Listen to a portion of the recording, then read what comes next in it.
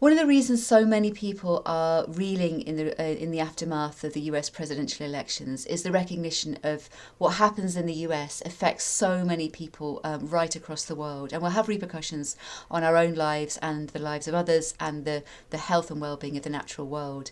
And the experience of disappointment is a profoundly human one, and one I'm certainly holding myself. And many people are feeling really keenly at the moment, and yet now is not the time for despair or discrimination or othering or perpetuating this space of bitterness. Now really is the time to lean into compassion, to lean into creating a healthier culture to be part of, not one that we're seeing unfold, and not one that we're being perhaps tugged into through our media channels.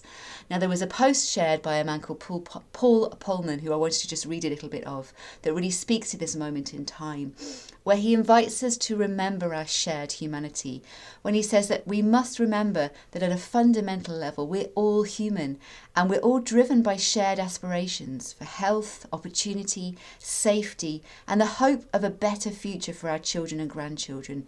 This holds true regardless of where we come from, what we believe, or who we vote for. And I really hold that question. I'm very interested, as we are at Thoughtbox, of how can we rehumanize our cultures and our contexts? How can we put the well-being of people and planet at the heart of our intentions and meet with our shared values? Because who amongst us really would want to be wishing to live in a deeply unequal society?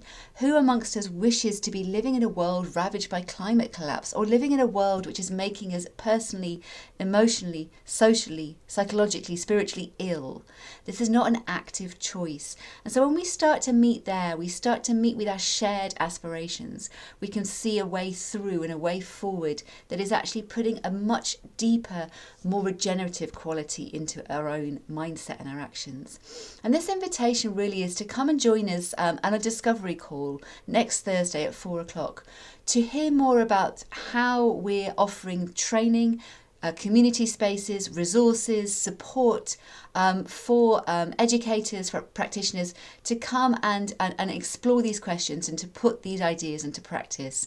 We have a Triple WellBeing practitioner training, we have a leadership course, we have a leadership summit, we have an online community, an active community of practice who are really looking at how to rehumanize our learning contexts and meet with these values.